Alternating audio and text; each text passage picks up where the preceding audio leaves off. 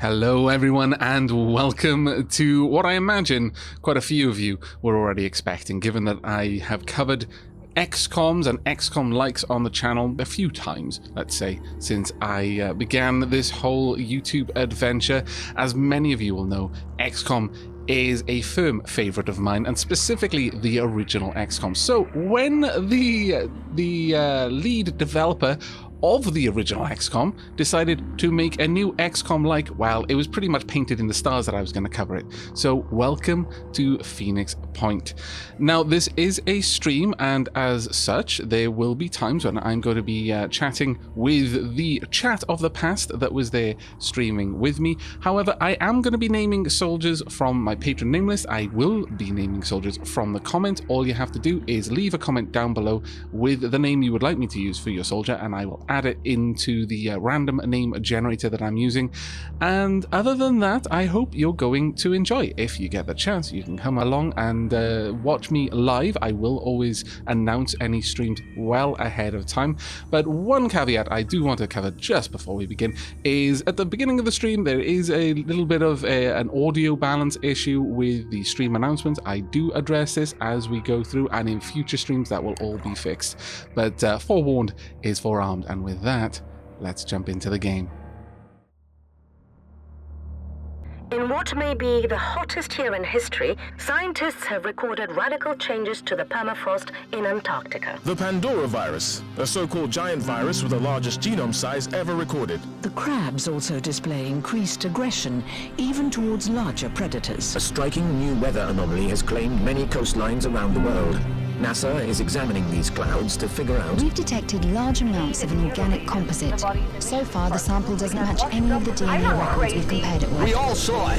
Those creatures coming out of the sea on that oil rig. The president has declared a national emergency. It's obvious that what we're dealing with here is a biological weapon. As of today, we are at war. It's taking their minds. I saw them walk right into the sea. Thousands of people. Thousands. The mist is gone, but the city is dead. The roads are broken. You must join one of the havens. Do not attempt to survive on your own. Now, as the difficulty states, we're going to be playing on Legend. If bugs cause shenanigans, we will reload, but otherwise, we are playing Bronzeman, which is effectively Iron Man, but without the constraints of hard and fast rules forcing it to be Iron Man. We are operating on with a bit of a gentleman's promise that should someone die, then they're going to just have to bloody well stay dead. It's just the natural order of things. There are a bunch of DLCs that are going to be coming out, which is interesting. I'm not really sure when these are going to be landing, but they're already fleshed out. We've got like basically a roadmap of what they're going to be adding, so it's going to be pretty cool. But we're going to start with the tutorial, even on Legend difficulty. I played through the game for about 4 or 5 hours, and I've played through once. I haven't restarted or anything like that, but I do have an idea of how the game plays through. But we'll go through tutorial because the game does a good job of explaining things. So let's get down to it. My name is Randolph Symes. I am the last leader of the Phoenix Project. If you are hearing this, I am most likely dead. But in happier news, a scarab has been sent to pick you up, and its artificial intelligence will take you to Phoenix Point. Get to it quickly and safely. Well, there we go. We've got an AI car on its way. The future is now, people. Self-driving technology. This is marvelous. Right. Okay, so that's where we've got to be. And it's going to just walk us through the situation here. We will be naming all of the soldiers after viewers / patrons, as per the exclamation mark naming command there. Thank you very much, Tomokizu and Kenneth and Forever Money. Thank you all for your resubs. Thank you very, very much indeed. Yay, Phoenix Point. Indeed. Right, okay, so drive the camera controls. Do I Must I? Okay. Camera movement. Drag or mousepad. There we are. TNG or mouse wheel to zoom. Go up or down.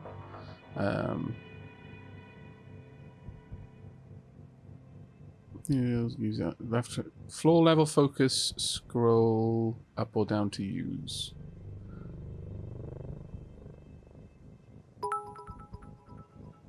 I don't understand that. Hold or use gamepad left, floor level focus, scroll up or down. Camera zoom, TNG. Oh yeah, there we are. But I'm not sure. Is it perhaps while holding this down? That's curious. It says hold the scroll wheel to zoom in, to camera zoom, but doesn't seem to actually work that way. Oh well, fair enough. Moving the destination tile. Fair enough. We'll get over there right now. Clonk. Hostile! Looking dapper. There's a decent bit of voice acting in this game, I'll be honest. I'm actually really impressed with the amount of voice acting the different units have and the different accents. Hello, Bass. Thank you very much for the resub there. Very, very kind of you indeed. And thank you so much for the bits, Captain Patriot. Enemy icons above your action bar show all the spotted enemies. A red icon shows an enemy in direct line of sight. One thing I will say, the UI seems very big. Seems really, really chunky on the screen. It takes up a lot of screen real estate. I'm not sure if some people would just find that much more comfortable, but I find it's a bit big. I wonder if that's something I can change. I'll have to have a look into that. Select our soldier. Soldiers have 4 action points, APs to use for shooting and movement each turn. I don't think that this can be increased in-game, but I certainly haven't played it enough to find out. A soldier can move a number of tiles for each action point, depending on his speed. Areas marked with a blue outline show tiles which the soldier can shoot from. A blue shooting line will be shown at the selection marker position if an enemy can be shot from there. So if we move around, we'll see that we can actually shoot that enemy. Now, this is assuming the amount of action points I would need to fire my gun once. So if you're holding a different gun that has a different amount of action points needed to use it, the distance you can travel and still shoot will change. But you can notice that I could shoot within here. That's, I guess, 1 action point's worth of distance. Or I could shoot from over here, because my weapon currently only takes 2 action points to fire. But the really nice thing is you'll notice the kind of partially full action point pip that's attached to my cursor. That will partially deplete depending on how far I move. Let's say I moved all the way over here and shot, or rather here and shot, and used up the 2 full pips of action points that I had. Well, because I've still got a partial amount of action points because I didn't move my full distance, I can still use that after I've shot. There is no shooting ends your turn, at least so far that I've seen, which is actually really, really super cool. Let's see. Thank you very much, Warbler, for the bits there. And Cucumber, thank you so much for the subscription. 33 months. Whoops. I stepped away at the wrong time and missed the raid. Hi, Dapplings. Hello. And thank you enormously to Plumber's Mac for the tip there. Unlike the crabs, I will be returning to the sea and watching silently since I'm at work. Thanks for streaming this. You're more than welcome, mate. More than welcome. And thank you, Lazarus, for the 26 months. Been a long old time subbed to you, Aavak. Glad to see people playing this game, enjoying all the content, and now I have you doing it too. Well, you're more than welcome. Right, okay, we better continue on with the tutorial, shouldn't we? Let's head on down. Moving now. Oh, we've found someone else. The health bar indicates the current hit points. The armor pips to the right show the amount of damage prevented for each shot. When targeting an enemy, the amount of damage from an attack is shown on the health bar. The whiter the damage prediction, the more likely it is. Select fire weapon, okay, and fire at the enemy. So right now, it's just like, there is no way that we can lose. We will do 110 damage through the 10 armor because we're doing 25 to 35 times 1 shot. Really? Oh, but this gun fires 6 shots, so it's 25. Because we do 35 damage, we're firing 6 times, but armor will mitigate 10 of that damage, we're doing 6 times 25. We cannot possibly miss. This game doesn't play with percentages. It's not rolling dice. Well, I mean, you know, it's modeling the shots. It isn't simply just flat rolling dice and hit percentages like traditional XCOM, which is really cool, but we'll really show that off in a moment. There's also body part specific damage. Standby mode. Once a soldier is out of AP, he enters standby mode, and the next soldier is selected. If there are no soldiers with AP remaining, your turn ends. You can order a soldier to enter standby mode by using the spacebar, selecting the icon from the action bar, or using the gamepad. That's fine. We'll go ahead and enter standby mode, and we'll end on our turn.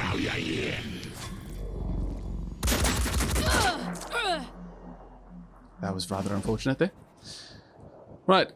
Notice that the shot, again, as I said, the shots are modelled, but each shot is modelled. If your gun fires 6 bullets, then each one of those bullets is modelled as leaving your gun. Again, it's not so much dice rolling. I mean, obviously with this, there's a certain amount of like randomness that the computer is generating to add to the chaos of bullet spread and that sort of thing. But it's more modelling where you're aiming and less just rolling dice as it is in previous XCOMs. Whatever happened to that XCOM-like game that was Cold War espionage? Jake, are you talking about Phantom Doctrine?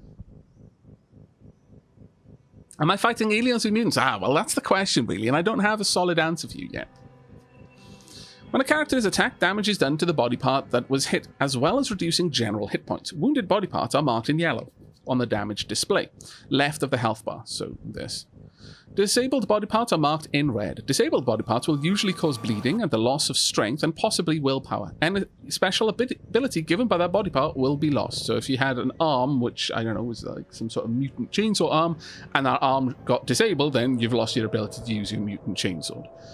So on and so forth. I don't actually know if there are any mutant chainswords in the game. I'm just using an example. Don't get your hopes up. Any object in the environment can provide cover by blocking the path of a projectile. However, soldiers will make use of cover in 2 different ways. When next to a low obstacle or low wall, soldiers will crouch to reduce exposure. When next to a high obstacle or high wall, soldiers will remain standing but can step to the side to shoot.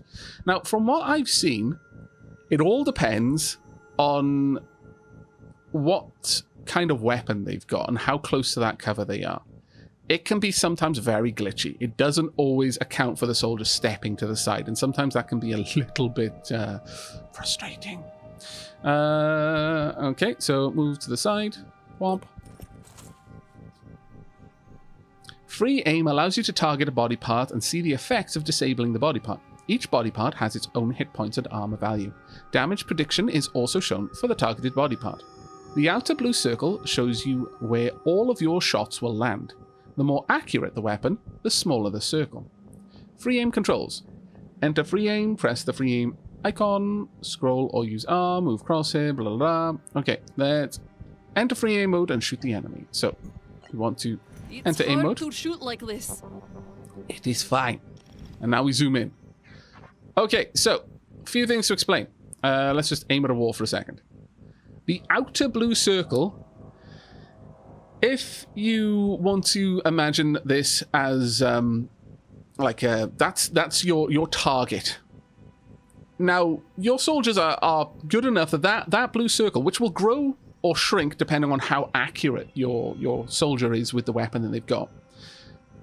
Every shot is going to land within that kind of darker teal area. The kind of within that entire perimeter, all the shots will land. The brighter kind of cyan area, 50% of your shots will land there, somewhere in that area. The other 50% will land around in the darker teal area.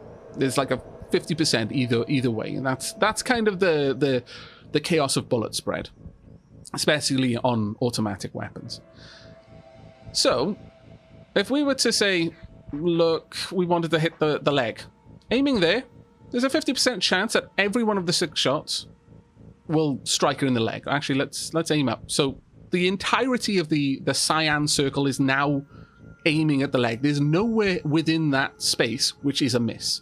but there's a good amount of the space of the teal area, which isn't anything. It's just grass behind the unit. So, you know, on a 50% chance, the shot might be in the outer zone.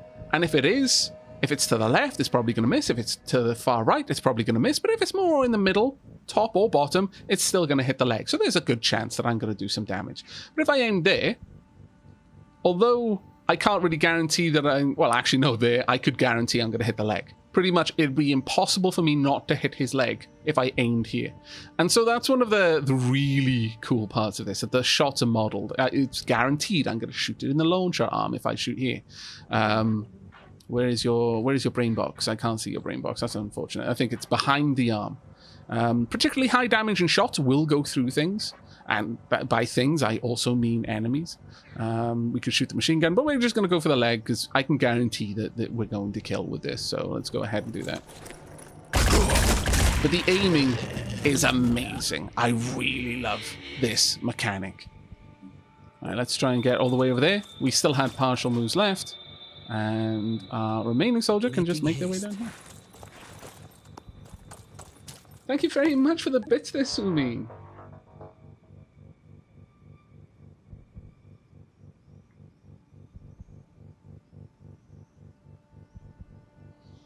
Your active soldiers are out of action points. Do you want to entertain? Yes, I do.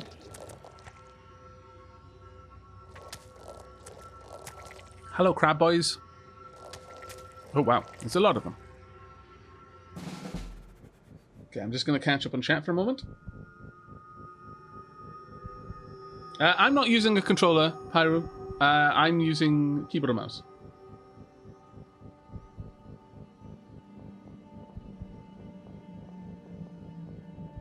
Hello, Vanya. I hope you have a good day at work.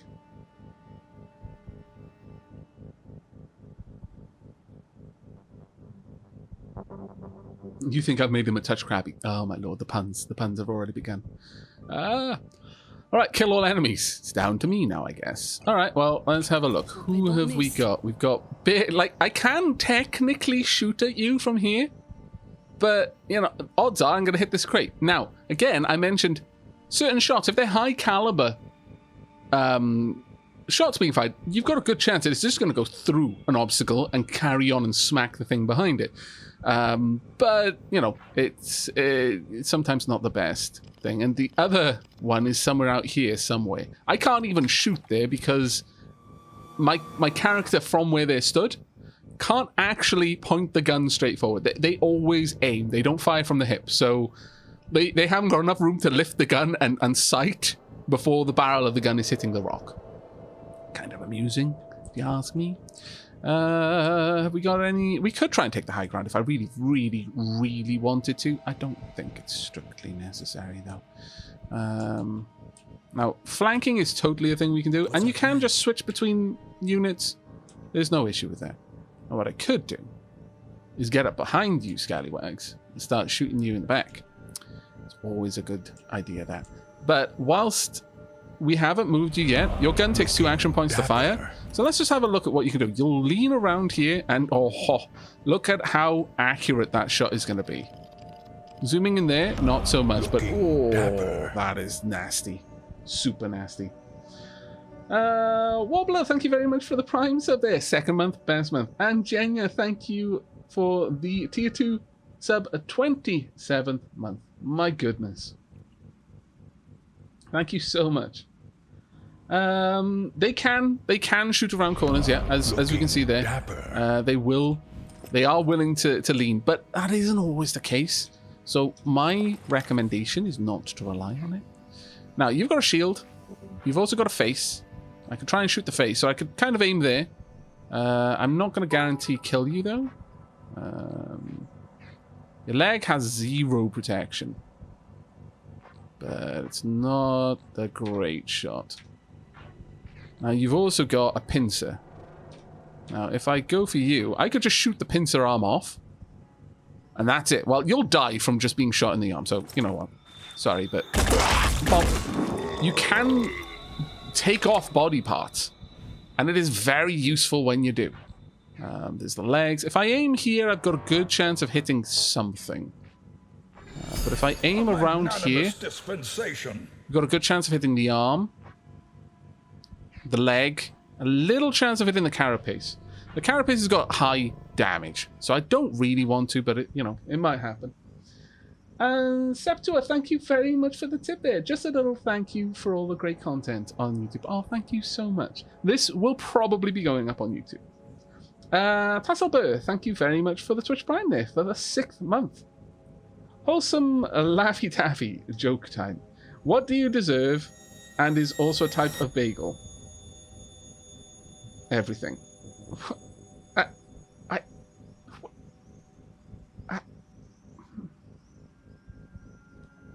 Aavak is confused.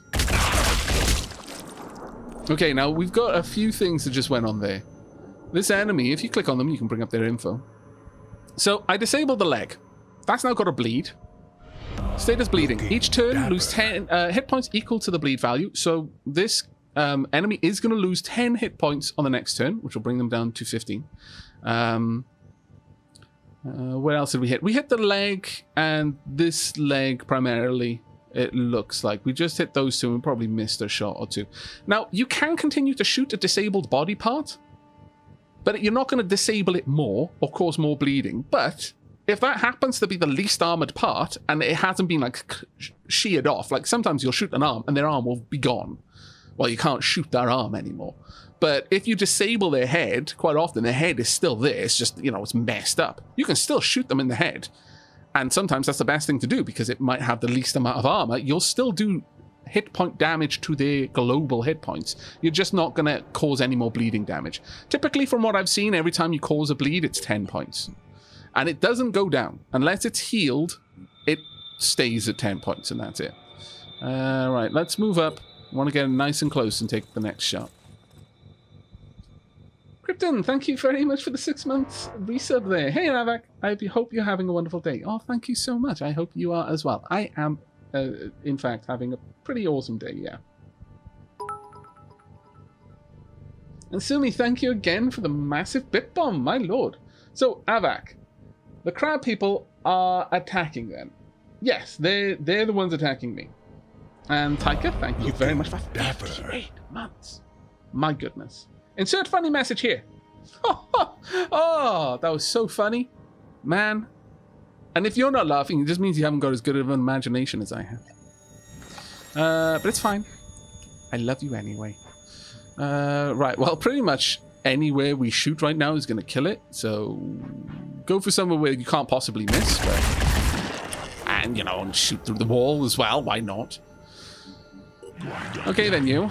Now, unfortunately, you're probably going to wallop someone. Ouch. Double ouch. So 91 damage, minus 2 armor, because that's shredded. We should be able to bring up your info here. Where did you get hit? Oh, in the torso. Both times. How rude.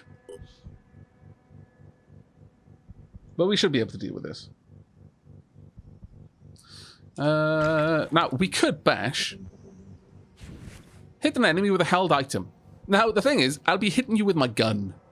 It'll do a guaranteed amount of damage, but why would I when I can shoot you with my gun instead? Which is a much more sensible thing to do. I'm just going to shoot you in the shoulder and take off your arm. There you go. That's what you get, you scoundrel, you. Right, okay, so we've now got to get over here. I don't believe in the tutorial there's going to be any more enemies, so we can just make a run for it. Now, this is probably going to be the only time that I'm going to be this you know, careless.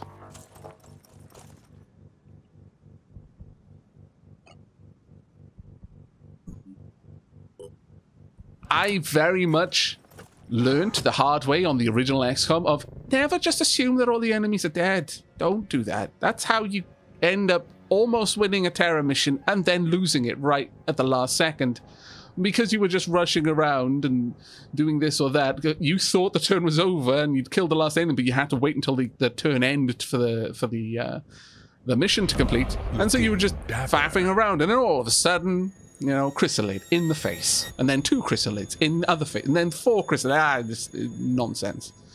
Don't do it. Learn from my mistakes. Right, and No choice but to you keep can going. head over there and jump in. Womp.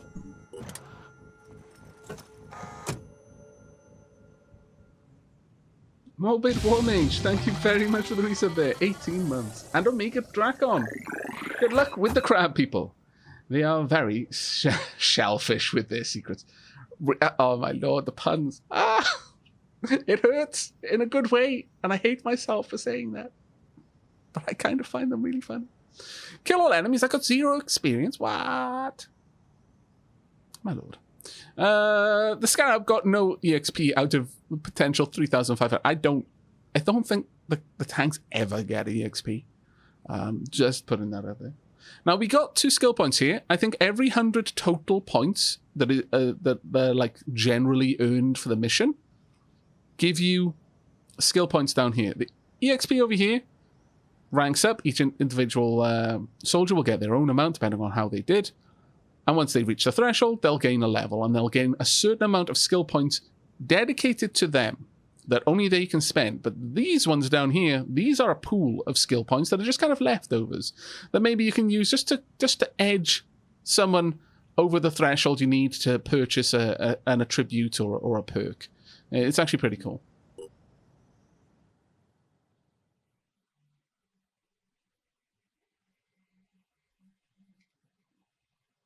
When a faction becomes supportive, we'll find out where they live. Message, an alert has been triggered and you will need to clear out the enemy forces. There may be others who receive this signal. Help them if you can. It's all up to you now. Good luck, operatives. Symes out. Thank you, Mr. Symes. All right, inventory. The inventory shows everything carried by a soldier and items on the ground or in adjacent crates. Encumbrance. If the weight of all carried items and armor is greater than the soldier's strength, then the soldier suffers a movement penalty. Access the inventory. There we go. So we've got, currently our backpack has 6 slots and are ready. That can be any number of things, but those are the ones you can easily switch between without any action point cost. Any movement of any number of items, if I wanted to drop them on the floor, 1 action point. If I had 6 things in my backpack and I wanted to drop all 6, 1 action point. If I wanted to pick up 6, 1, 3, 2, however many items off the floor and put them in my backpack or move them into my ready slot, 1 action point. So, you know, it makes sense to do as much as you can when you're going to do anything at all. That's just the best action point economy there.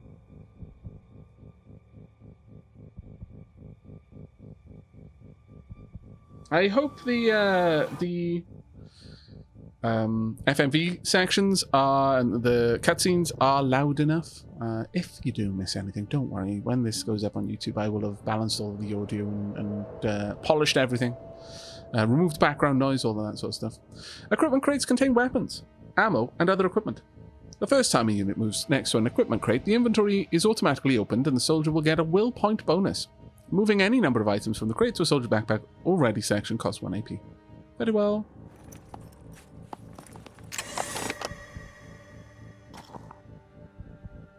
Okay, take a med kit from the equipment place. Okay, yoink. Also, yoink. These are now mine. Select the unit. And run them all the way over there. No, first, we're running all the way over here. Oh, no, what? Nah, damn it, on Rails tutorials. You see, this is the dumbest thing in the universe. Why would you just run into a room where you don't know what's going on?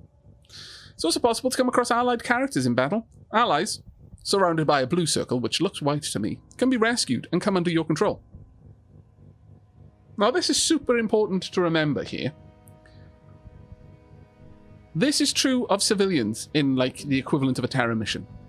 Unlike many other games in this genre, when you're rescuing civilians and you move up to them, they come under your control. So that means you can move them wherever you think is the best place for them to be. That is so good. It's like, okay, don't just randomly run in whatever direction because you're panicked. And, I mean, you know, disappearing is kind of cool. But let's be honest now. I prefer the idea of being able to run you into a little safe room and then have all my soldiers guarding as scouts are going out and getting more people back to the safe room.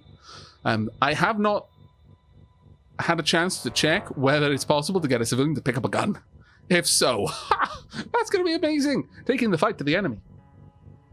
It will be truly, truly amazing. Right, end my turn for now. That sounds like such a bad move. Yeah, I'm about to be shot many times. It hurts. I'm so sorry, soldier person. It wasn't my decision. Really. Certain effects are bonuses or penalties that affect a unit for a certain amount of time. Positive effects are usually acquired through abilities, while negative effects come from enemy weapons and abilities. Bleeding is one of the most common status effects. Soldiers suffering from bleeding are dealt a set amount of damage at the start of their turn equal to their bleed level. Bleeding can be cured by using a medkit. After the mission ends, bleeding and disabled limbs are cured, but hit points need to be restored at a base or medical facility. Okay, so grenade. This is the stupidest way to handle a grenade. Oh my lord, why? Shadowblade, thank you very much for the resub there. 5 months in a row. Thank you so much for the support. Really, really appreciate it, mate. Right, okay, so throw a grenade right there on both. It's actually going to kill them both. I guess that's not terrible, but it's still kind of dumb. Why run right up into the open like that? And now end in the turn. So you're going to take another bunch of damage. Right, medkits and healing. Medkits restore hit points and remove bleeding and poison status effects. A soldier must be next to an injured soldier in order to heal them. Select the medkit, then select the use medkit action. Bonk. Yep, use medkit. Now this gives back a good, healthy amount of HP. But it's not going to restore the body part. That body part is now permanently disabled. It has just stopped the bleeding. Allied characters are rescued by moving a soldier next to them. After they are rescued, the character can be given orders along with the rest of your squad. Select the healed soldier and move him next to your ally. Be right. Soldier classes. There are various soldier classes, each with their own set of abilities and equipment proficiency. While any soldier can use any armor or weapon, doing so comes at the risk of lower accuracy or fumbling. The heavy class soldiers are proficient in heavy weapons and usually equipped with armor capable of enduring large amounts of damage. Their emblematic jetpack suit allows them to fly over obstacles or reach high points with ease. This feels... The way you can mix and match armor in this reminds me so much of XCOM Apocalypse. So much. Right, will points and advanced abilities. Willpower determines a soldier's will to fight and the ability to perform advanced class abilities. A soldier begins battle with will points equal to his willpower. They are displayed in the bottom left corner of the screen. So there. Will points can be gained by killing enemies, opening crates, or reaching objective zones. They can be lost when allies die. If a unit's will points fall to 0, it panics and loses a turn. Will points can be partially restored by using the recovery ability. Use the heaviest jetpack jump ability. Now this will cost 3 action points and 2 will points to do, but it's actually pretty cool. But I'm jumping to somewhere I know there is an enemy. I cannot begin to stress how dumb this is. And then I've just got to end the turn. I think the game is trying to teach by example of what not to do. At least these are melee ones. So you, on the other hand, have got a shotgun, machine gun. Oh! Okay. Combat reactions. Some abilities, such as return fire, allow characters to react during the enemy turn. Return fire allows a character to shoot back when enemies shoot at it or any of its allies, as long as the attacker is within 18 tiles of the target. Now, it says 18 tiles of the target, but the tooltip on the ability, return fire, says half of your perception. So whatever your perception is, halve that, and if they're within that distance, then you'll return fire. So I'm not sure which one to believe there, but we'll get to that another time. Meaty Daz, sorry. Thank you very much for the Twitch Prime sub. It's very, very kind of you indeed. Yes, made by one of the original devs of the original XCOM. So yeah, if you feel that this game is very much like XCOM, there's a very strong reason for that. Also, just listen to the background music. I'm not sure if this has come through on the stream, but the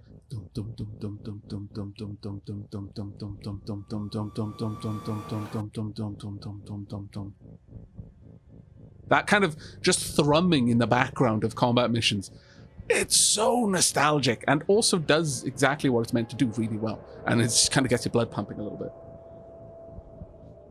Not really coming through. I will adjust the music volume a tad. Let me see if I can do that. Dum, dum, dum. Let's pop the music volume up a bit. In fact, you know, if things are still a little bit quiet, against my better judgment, I'm going to increase the master volume as well. There you go. Maybe that will help a wee bit. Hopefully it does come through a bit. Oh, yeah. Yeah, I hear you're a fan. Oh, you mean the game, right? Well, you know, I can't help that. I'm doing everything off a laptop. The fact that I'm able to play games and stream and record them at the same time is a miracle unto itself. The fact that my computer ends up sounding like a jet engine doing it, I can forgive it that, especially because, you know, when it comes to going up on YouTube and stuff like that, post-processing makes it sound quiet. In fact, it completely removes the sound of the fans spinning up, but I do apologize. If that is annoying you, then I completely understand. It's a bit of an audio file. It would annoy me too. But you can always check out the VODs on YouTube where they will be very, very, very clean. I spend a lot of time in audio post-processing.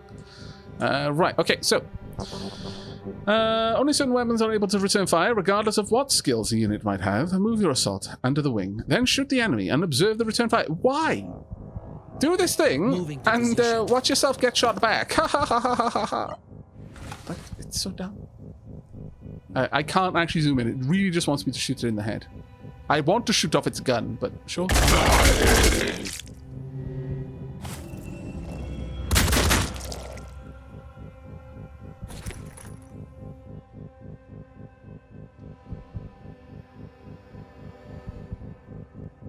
I turn out the fan noise. It's simply white noise, easy to ignore. I'm glad you can do that.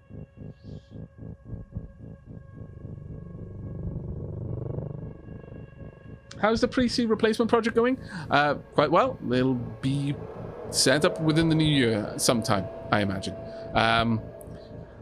Just, you know, waiting for things to arrive at this point.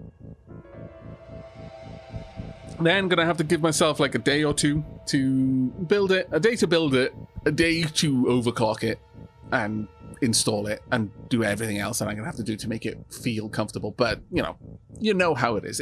I take overclocking seriously. I do like to overclock. It's why I tend to go for water cool. Though I may just get it up and running and not overclock it initially, just so I can get back to gaming on a dedicated gaming PC, and then just at some later point just take a day out just to overclock everything. But that's an aside, I guess. Right, the Overwatch ability allows soldiers to guard an area during an enemy's turn. If an enemy enters the Overwatch cone, it is attacked automatically. Enter Overwatch mode, select the Overwatch icon from the action bar or press Y, or use the gamepad. Select target position. Move mouse or use L to change the width of the Overwatch zone. Okay. Control and scroll. Change the width of the overall zone is control and scroll. Okay. And confirm Overwatch. Right, you go. Move your soldier and set up Overwatch. Which soldier do I need to move? Down here. In the no cover. Because so much sense this makes. And apparently I need to Overwatch here. We can be very, very tiny. I only want to shoot something that moves exactly there. Or I want to shoot all of the things that have ever existed in the world ever. You know what? I guess I've got to click there, but can I click there? No. Click there. Alright, there we go. Character info panel. A character's stats, equipment, and body parts, abilities, and status effects can be viewed at any time in combat from the character info panel. You can view info on for enemies as well as your own. Select your soldier, then select info. Very well. Donk. There we are. So, ability assault training, status, Overwatch, enemies entering the Overwatch cone, blah, blah, blah. It's actually pretty cool, this, because you can do, as it said, on enemies, and you can get quite a lot of information from that. It's ambient effects from the hangar. Yeah, it is actually the jet engine. This game is so great. Make it fast, Aavak. AMD might get better by the time you're done. Or Intel finally improves some stuff. No, I very much doubt. The new chips that came out are not really gaming focused. They're more workstation focused. So we're fine for another couple of months at the very least. But yeah, I'm very eager to get my PC built now. Nice. -2 will on all the enemies.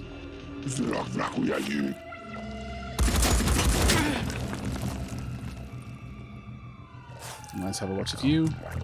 As you might imagine, you only Overwatch once.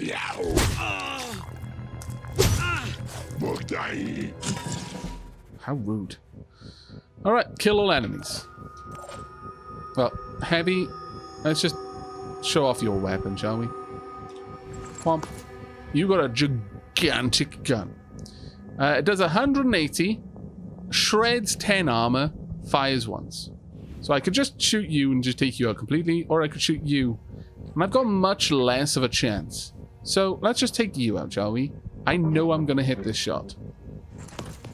Well, there's a tiny chance it might slip between the what?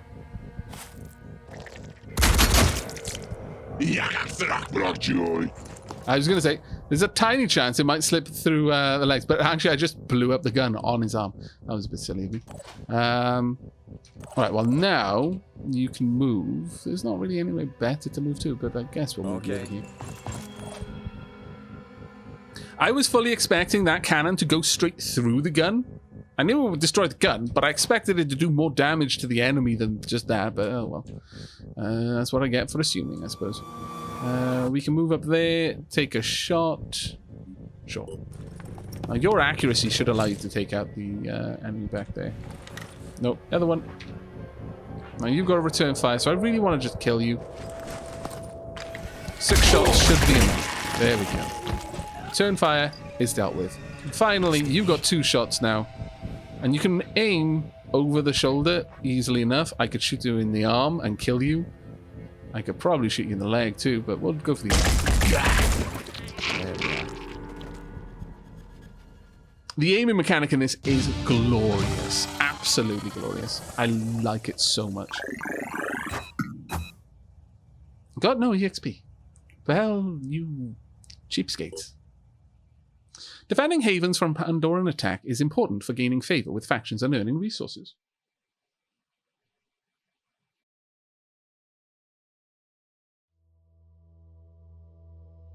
The Phoenix Project was founded on October 24th, 1945. The Second War to end all wars was over, but there were those who understood that we could no longer afford to think in terms of nations and empires. For a time, the Phoenix Project successfully navigated the political conflicts of its era. That was our golden age. Phoenix Project operatives scoured the world for clues. We had bases in 24 countries. Even the heavens were not off limits. But out there, on the far side of the moon, began our downfall. The failure of the Phoenix 2 mission exposed us to our enemies in the UN. Stripped of resources and scattered to the winds, we were reduced to a secret, a memory. When the Pandora virus woke up, we should have been the first line of defense. When huge clouds of mist appeared over the sea, when people started vanishing, we should have figured out what was going on.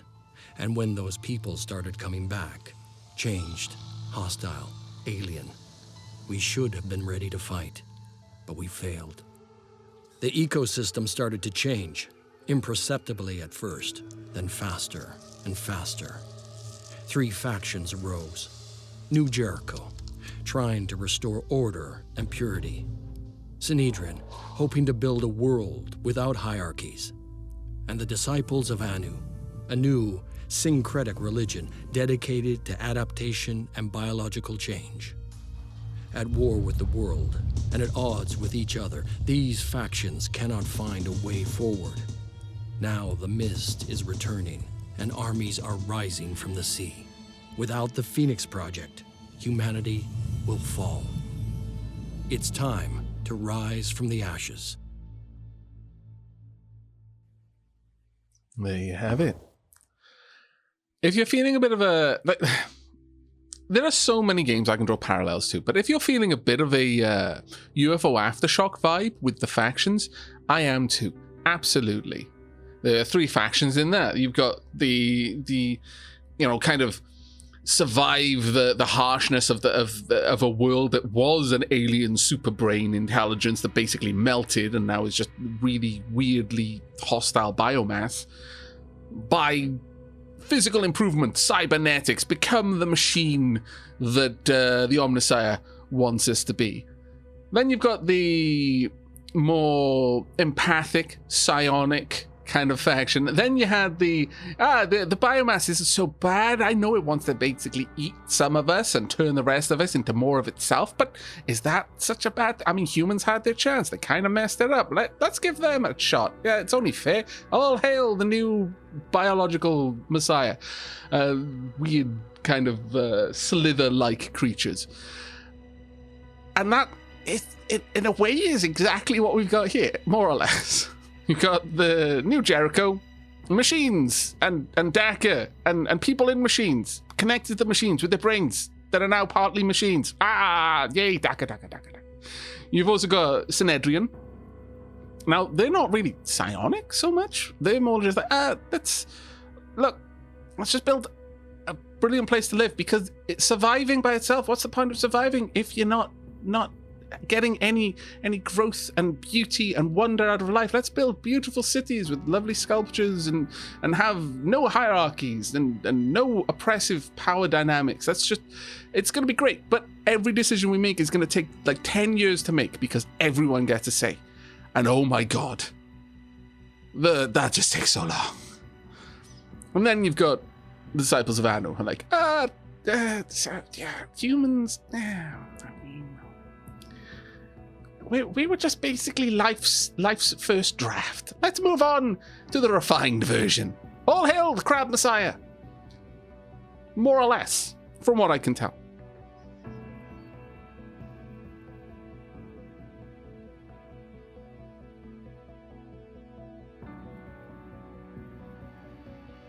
Oh, no. New Jericho is all about the cybernetics. There is no. There is not the purity of the flesh. No, absolutely not. They are super about the cranial implants.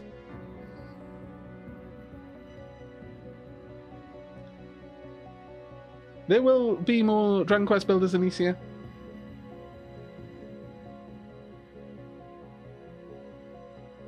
Okay, so the geoscape shows the world and all locations and sites of interest. In the beginning, all you know about it is your base, Phoenix Point.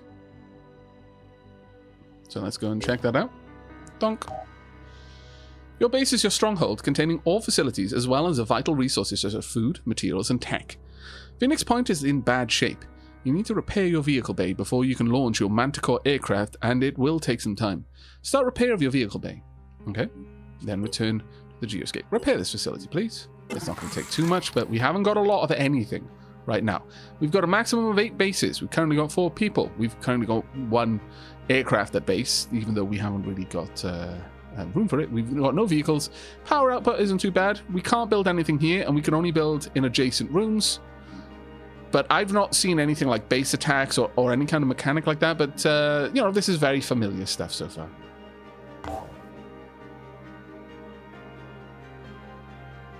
And now we just need to advance time. This is normal speed. You can slow it down to a crawl. Wow, where every minute passes like a second. To what I imagine most people would consider a normal speed for these sort of games. To the super fast. And possibly even beyond that. The Manticore is your aircraft for transporting soldiers and exploring the world. The aircraft's crew is shown in the aircraft bar at the bottom of the screen using the soldier class icons. Send your Manticore to the unexplored sites on the location or move blah blah blah. Now I need to slow that down a bit. Right, so we want to send the Manticore over here. There's no like interception mode like you had in the original XCOMs. You just go around the globe investigating points of interest. This is purely just a transport for us, more or less. The fan sounds exactly like the jetpack in Duke Nukem. I have not played Duke Nukem, so I have no idea what that's meant to mean. Let's move over.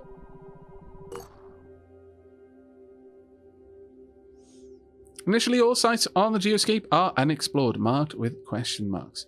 You need at least one soldier on board an aircraft in order to explore. Exploration takes time and you may get ambushed, so be on your guard. You can get ambushed whenever you're doing anything, which is actually pretty cool, and it leads to an unexpected bit of fisticuffs, but other than that, mostly you'll spend a lot of the time just investigating these sites. Yeah, one of the DLCs does seem as if it's going to add interceptions. Can I explore? There we go. Okay, eliminate all enemies to claim these resources. We don't know how much is there, but it's probably going to be a decent amount. There's a low threat level. It's currently day, and the enemies are Pandorans. I have not really noticed much of a significant difference between day and night missions. Like, it's not the stark difference of like Xenonauts or of the original XCOM, where without flares you can see barely anything at all. But I do understand that you do see your vision range is reduced in night missions.